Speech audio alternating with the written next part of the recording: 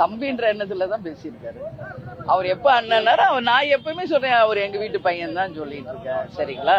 அவர் அண்ணன்னா அவரு தம்பி, எங்களுக்கு எங்க தம்பி அவரு. இல்ல, கேப்டனுடைய சின்ன வயசு கேரக்டர்ல இருந்து நீங்க பாத்தீங்கன்னா பல்வேறு படங்கள்ல கேப்டனுடைய சின்ன கேரக்டர் விஜய் தான் பண்ணியிருக்காரு. எங்க வீட்டு பக்கத்துல தான் அவங்க வீடு.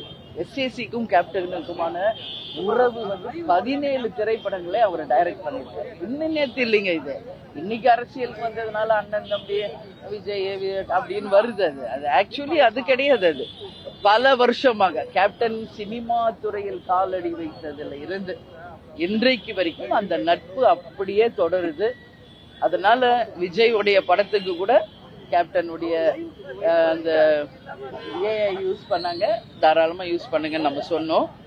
இப்போ என்னுடைய பேட்டியில நீங்க ஒரு 1 வீக் முன்னாடி பார்த்திருப்பீங்க, அனுமதி இல்லாமல் யாரும் கேப்டனுடைய புகைப்படத்தை பயன்படுத்தக்கூடாது. அதுக்கு ரீசன் என்ன நான் சொல்றேன். கேப்டன் எம்ஜிஆரை மானசீக குருவா ஏத்துக்கிட்டார்.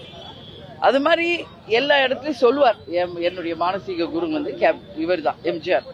அது மாதிரி விஜய் சொல்லட்டும். அப்புறமா இப்ப சொல்லியிருக்காரு அண்ணன்னு. இப்ப நம்ம அதை பற்றி நம்ம பரிசீலிக்கலாம். சரிங்களா? அதனால இன்னைக்கு அவர் அண்ணன் சொல்றப்போ நான் அவரை தம்பியா நினைக்கிறேன்.